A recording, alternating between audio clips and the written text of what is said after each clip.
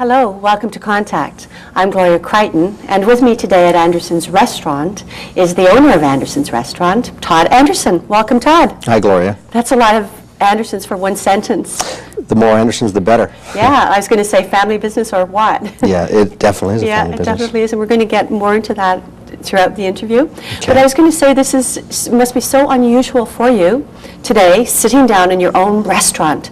We've been taping the show here for many, many years, and every Saturday you're on the go, back and forth, looking into things, and today you get to sit down, be on the other side of the scenes. How does it feel?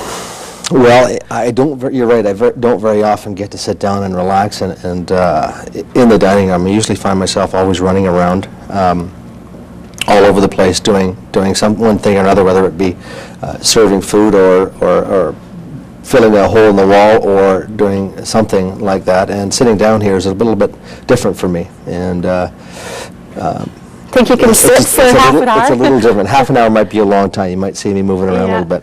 Yeah, I noticed when you did just sit down initially, you started to notice things around. And I do. Yeah, I'm looking at a bit of dust here now, and I'm going to get that cleaned up as soon as this is over. Okay, there you go.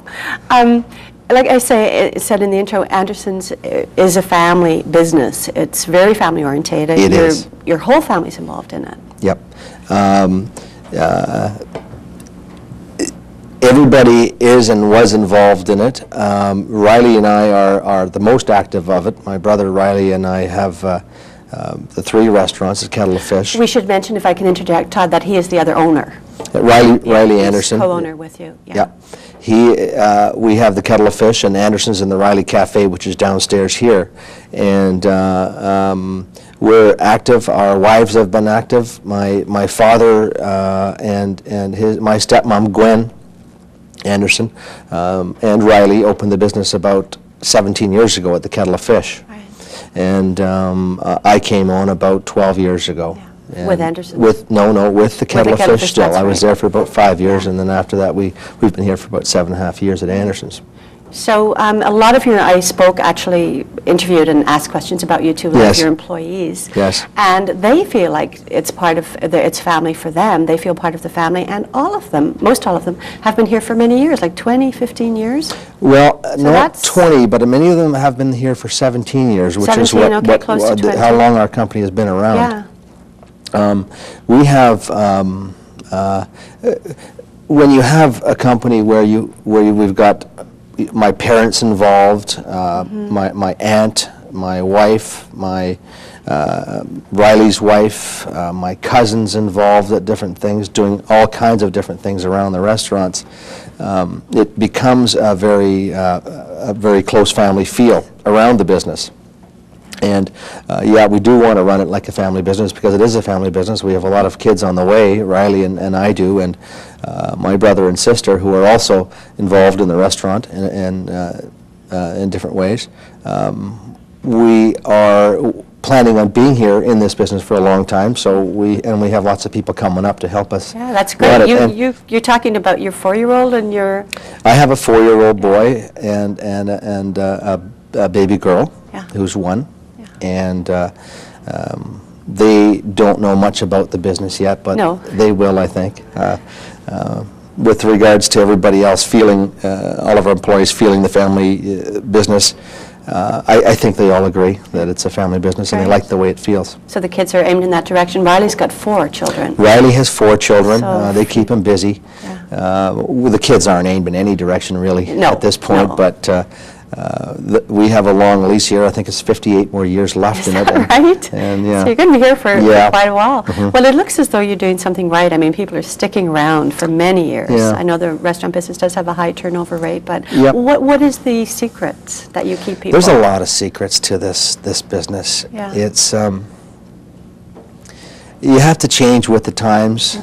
I don't believe, and we don't believe, that you can get too trendy. We think you have to do the basics right. You have to hire good people and look after your people, and you have to work hard. You have to put a lot of time in to make it right. You have to give the people what they want, and you have to be able to create good dining experiences. for your guests, so that they'll remember you and they'll come back and they'll tell everybody else about it. There's a whole, what the secret is, I don't know. There's a lot of secrets that we're obviously still learning as we tend to do. But I just, because you've been around for a long time, and I can, you've got a very good reputation. But the restaurant scene, I mean, you see new restaurants opening up almost daily in Vancouver, and then you'll drive by a couple of weeks later and they've closed. Yeah, I think that again, some people go into it with perhaps not enough capital to start with. For one thing, may be the problem, because it takes, one of the difficult things with running a restaurant is that you have to market yourself, and that's one thing that in the opening of the Kettle of Fish 17 years ago, almost 18 years ago. Talk about that for a bit. We opened the doors, advertised, guaranteed fresh seafood, absolutely positively nothing frozen, in word of mouth. And we never advertised anything other than books of matches for the first 10 years. And it just kind of went. It's just word of mouth. No, that was a fluke. It was a good idea. Or perhaps people were just pleased that they were getting value for their money. Yes. Back in those days, we want to be able to provide good value for your money. The people's plates have to be nice looking. There has to be great food on there. They have to be well presented, of course. During the early days, my dad and Gwen would be, and Riley would be there. One of the three of them would be on the door at all opening hours, or my aunt, I should say, would be there at opening hours of the restaurant, any opening hour of the restaurant. And with that, you can hardly go wrong, because your leaders at the time are family. They care, and your staff feels that they care. Yeah. And you can gain success that way. Provide a good service for everybody. Right. Okay, so the Kettle of Fish was the beginning, and now how did Anderson's come about? Wasn't one restaurant enough for you guys? No, one restaurant wasn't enough once I got involved into it. That's right. Okay, let's backtrack for 1 second if we may. You were not in the business from the beginning. No. You worked in construction. I worked selling construction materials. Right, selling materials. Yep, in Victoria. Okay. My dad left Victoria to come to Vancouver, came up with the idea, started without me, which was great. But he had you in mind. I had no intention really of coming over. I was going to not do that, because I was really enjoying what I was doing over there. But then I grew up a little bit, probably, and I got talked into coming over, and that was 12 years ago, and never looked back. And Dad probably knows best, like they say. Dad always knows best. He knew you better than you knew yourself. Yes. And probably that you'd be good for the business. Well, maybe. I don't know whether. I think we worked here together for several years before he passed away, and we got along very well. So I guess he thought maybe I had something, and Riley had something that could help. I think you've proven that you have. Thank you. He'd be proud of you. Okay, so how do you go about starting a restaurant? Did you sit down and say, hey, what kind of a restaurant are we going to open up now? Like, how does one do it? Well, like I say, with the Kettle of Fish, it's fish, fresh seafood. Fresh, guaranteed fish. There was one meat item on the menu which nobody ever ate. It was a great steak. It was a great filet mignon, but we could do 400 covers in an evening, and we'd sell 1 or 2 of these steaks. And but it was the guaranteed fresh fish. And the room is, of course, we think very beautiful. Oh, it is. Those plants that were in there, 17. And the light is lovely. That rubber trees in there. Came in through the double doors, like a 6-foot opening 17 years ago, and now it's some of the limbs will spread out 30 feet over top of the room. We've tied them. Reminds me of a little jungle at times. Yeah. And I think that gives a nice feeling with the seafood and So how did you guys come up with Anderson's? Did you sit down with him after supper? Actually, come up with the idea? My dad always wanted to have a prime rib restaurant, a beef restaurant, because if the truth were known, my dad never ate a piece of fish in his life. You guys are from the prairies? We're from the prairies. And he doesn't like fish. He does. He probably did near the end, but because of what it could do for him, but he didn't like to eat it. No. He liked to watch people eat it. We had the intention of putting a restaurant over in the planetarium over in Vanier Park, putting this restaurant, Anderson's and the Riley perhaps there, and that got squashed after quite a bit of time. And then this site came available through the Falls Creek Yacht Club, who was looking to build a club, a building with the yacht club clubhouse in it. And we got involved at that point and decided that that beef restaurant that my father always wanted, thought about, yeah. and he would eat the food, Yeah. would be good here. The locations like this one don't come up very often. It's got everything that we think was important for a restaurant. An incredible view. We could do what we want as far as the design of the building. And you designed the building and built it It yourselves. was designed by Bing Tom, who's who won the building won a Governor General's Award, which is Is a that right? rare architectural award. What I mean is, you had hands-on in the construction, did you not? Yes, oh yeah. I spent many hours painting and doing stuff that I got better at it near the end, put it that way. It was a lot of work getting it done, but it was. I know where everything is here now. I can walk around with my eyes closed. One thing that we have here that was going to be something that we looked down the road at that not many places in Vancouver has is about 100 parking spots for our right. customers free right out front of the building. Unusual. Yeah, Yeah, very like unusual that. to have that. So you can come to our place, you can park right out front of the building. And it certainly eases the dining experience, because there's nothing like being late and looking for a parking spot. No, there's nothing like that. We very seldom ever run out of parking spots, because when we do get close, we'll send someone out and we do some creative parking out in the parking lot, and it works out well. We had the problem initially here where the starlings would fly into underneath the bridge above our parking lot for the first year or so. Finally, the city netted the bridge, and the problem is now gone because people were leaving the restaurant and finding their cars covered. Right. And that was a real problem for us for a little while. But that problem's now gone. Great. So what can one, I know I've been here, but I want you to tell, what kind of food experience or dining experience can a person expect when they come to Anderson's? Well, we want you, and the Kettle of Fish and the Riley, all the same thing. We want you to come into the restaurant. We want you to park your car in our free parking lot. We want you to notice that our parking lot is clean. There's no garbage lying around. Everything's neat and orderly. We want you to walk into any one of these places and be greeted by someone with a smile on, who knows exactly what's going on within the restaurant. We want your complete dining experience to be perfect. And if you don't have that in mind these days in the 90s in the restaurant business in Vancouver or anywhere, you're not going to go very far. Right. So we want to have good people at every level of service, and that includes someone answering the phone with a smile on. Right. And in that connection, you also have an in-house magician. Do you We still have David Harder. Yeah. He calls himself the elusive David Harder. Right, He's yeah. tableside magic. He started, I think, maybe 4 years ago Yeah. now. Maybe. And he really maybe credits 4 now. you with, taking the chance and hiring him. Yeah, he did some His- work, I think, out in New Westminster, and we were looking for something different.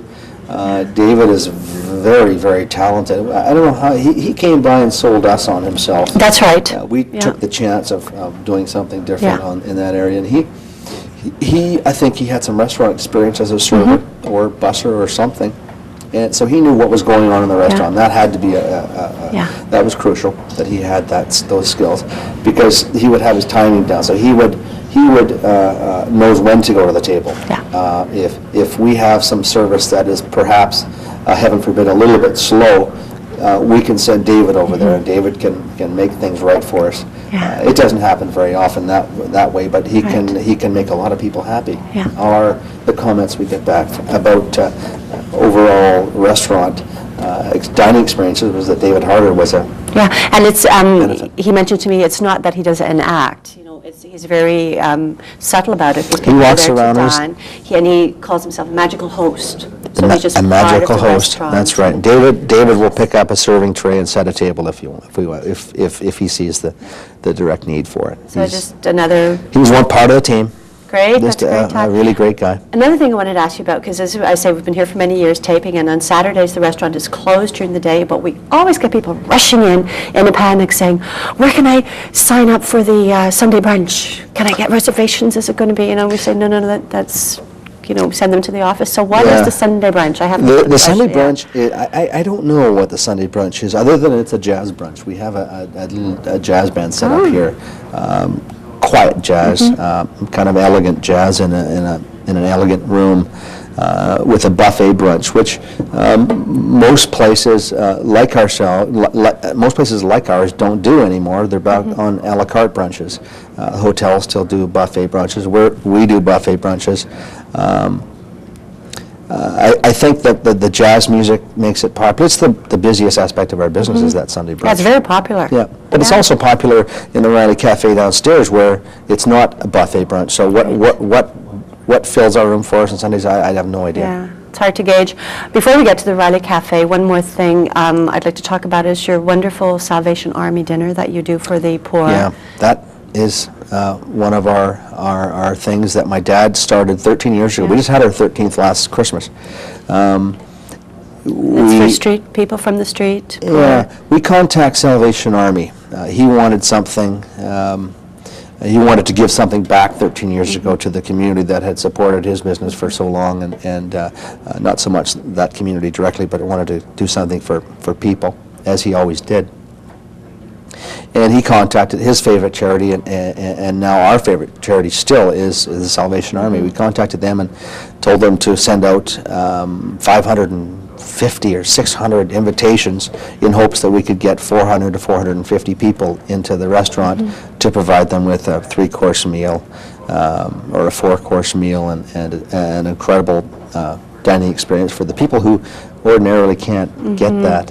And Santa Claus would be there, and giving out candy canes. There would be kids there as elves with Santa. Oh, nice. And people would come in, and it was one of the greatest evenings. It still is one of the greatest evenings that we do here, because it makes everybody, all of our staff is volunteer staff. Our customers volunteer to come and help out. There's actually too many people here working. What a wonderful way to spend Christmas this season. It really is rewarding. We walk out of here after those things, and for a week or so, pretty happy about ourselves. You're high. Yeah, I was quite touched actually, because we had heard about it and how great it was, and we had wanted to do cover it for television. And I don't know if it was you that said, no, we don't want to disturb the people, the invited people. No, we felt early on which was very nice. Yeah, we don't want any. That's we very don't want touching. a whole lot of publicity with it. Yeah. And I don't think they do. No, but you were really covering, and I wasn't thinking. I thought, wow, that's a great thing to show. But you were really looking at it from their point of view, which is it's very, very. It makes us all feel very, very good. Yeah, I bet it does. Yeah. Okay, let's get to Riley Cafe, named after your brother Riley. And sounded better than the Todd Cafe. Yeah, Todd Cafe. Doesn't sound. No, Riley's definitely. Yeah. So what is it? It's a cafe. The Riley Cafe is a. It's downstairs from Anderson. It's almost the Kettle of Fish is a dining room, formal but not too formal. Right. Anderson's is Formal. quite formal. Yeah. The cafe is, if I can say it, it's like a pub. Almost like a pub, yeah. It's like an upscale pub. That's right. Where we have TVs for sports. TVs for sports, where people can come and sit around and have a good time, enjoy some nice drinks and some nice food, some formal dining plates that we have down there, and the deck and all the activities on the creek. Yeah, you're right front. on the water. It's really nice and relaxing. Yeah, we're right over the water, and there's all kinds of boats and lots of activity on the creek that people and we all still enjoy looking at. That's it's very soothing. Yeah, relaxing. Like you say, you can go almost formal or very casual. Yeah, have your nachos and you have draft. to be able to take anybody. You want to be able to look after anybody at any time. Great. So you guys are covering all aspects. We hope. We think we are. I don't know what might be next. But one never knows with all those kids coming up. One never knows. They got want us to get 6 McDonald's already going. Don't you dare. No. But they probably will, knowing kids. Yeah. Talking about Riley Cafe, I'd like to get on to the issue of smoking, which is a big, heavy now with the restaurant business. You actually were, before the whole ban came about, you decided that you would stop it. Go no smoking. Is that not true? We did. We We allow smoking in the Riley Cafe now, even though the city bylaw says that you should not. We don't allow it in Anderson's and the Kettle of Fish. Okay.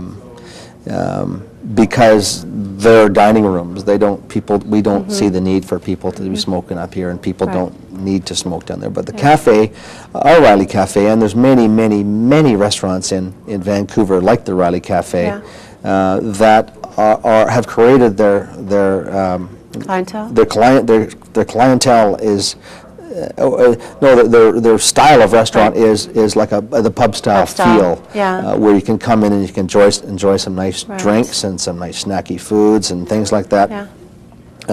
And you can no longer smoke by law now. Pubs in a pub, which are now very similar to a licensed pub, which is now very similar to some of these restaurants that I'm speaking about, like the Riley Cafe. Legally, you can smoke there. There's a bit of a problem with... And you can have food. You can have food. As soon as 7 or 9 months ago now, beginning of last May, we went to non-smoking. Riley and I thought, well, we're going to make a lot of people happy. We're going to go non-smoking, and we're going to do okay for ourselves as well, which is important. So what did the business do? Did that affect your business? We had at that point about 30 seats of our 80 seats. No, about 25 seats of our 80 seats that was smoking. All of our, or just about all of our smoking customers, our friends, left and went to other places where they could get the similar product. Now, all the pubs started improving their menus and knocking out walls and putting in better kitchens. Some of them. They started serving breakfasts, taking away the business that we had. We ran it for 7 months, non-smoking, through last summer and everything, and quickly saw actually a decrease in business of about 20%, which stayed that way for the entire 7 months. At that point, it wasn't mandatory that we went non-smoking, but it was coming in December 1st, so we thought we'd get ready for it, get a jump on it.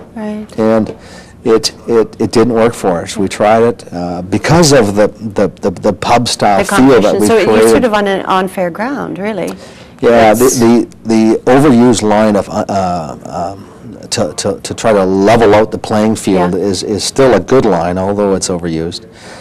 Because there's still municipalities around here where you can go to and smoke. You can go to the pubs and smoke. It's not right. There's a situation downtown where one restaurant, which isn't allowed smoking, and around the corner from this restaurant is a pub, which then, like I said, opened up for breakfast, and now is taking. So the restaurants don't have a chance, really. We don't have a chance. No. It's just not fair. No. People have created their niche in the market by creating this type of restaurant that is a pub-style feel, but are licensed as restaurants. They're being squashed by the pubs that are serving better food now, and our customers all went there. So we decided to change back, go against the law. After, at this point, it was law. I've got on the blower and phoned up as many of our regular customers as we could. Our friends that we had lost just didn't come here anymore because they couldn't enjoy their experiences, is what we're here to provide for them. And have they come back? Yep, they're all back. Great. And our 20% has come back too, which is very important to us. We were losing money. If a restaurant loses 20% of their bottom line. It does seem unfair. It really does. It should be equal for all. Very simply, anybody who serves food should have the same laws. Operationally, I'd love to be non-smoking. Yes. It's cleaner. Ideally, But we don't live in an ideal world right now. No, but all someone's got to say is anybody who serves food in Greater Vancouver or British Columbia, you don't smoke, or you have 20% smoking, you're 30% smoking. But we're not given that opportunity. No. So it's unfair. Yeah. Hopefully, things will change in the future, and things will become a little something's going to have to Yeah. break here. Yeah. Because In the meantime, not right. you're still here, and you've got your restaurants, and I'm kind of rushing you up because I did say that this half hour, chaining you to the seat, would go by really quickly. Right at close, I wanted to get into what you do this is such a stressful business and how you handle it quickly. Well, I think early on you learn you have to be able to do a lot of things at the same time. Yeah. You have to hire good people. We've How- got You get people back here. to that, hire good people. Yeah, that's, make them part I think of the everybody family. says that. Make them Yeah. part of the family. Look after them. It's encouraging to see people being able to support themselves and families and homes and everything else. And that makes you feel good. That makes us feel On that good. note, our time is at an end. I'd like to thank you again after all these years for Yep. taking time out of your busy Yeah, I schedule. usually see you on the run. Yeah, and good talking to you. Thank you, Gloria. Keep up the good work. Thanks. I'd like to also take this opportunity to thank Andersons for providing this lovely setting for the interviews. For contact, I'm Gloria Creighton. Please join us next time.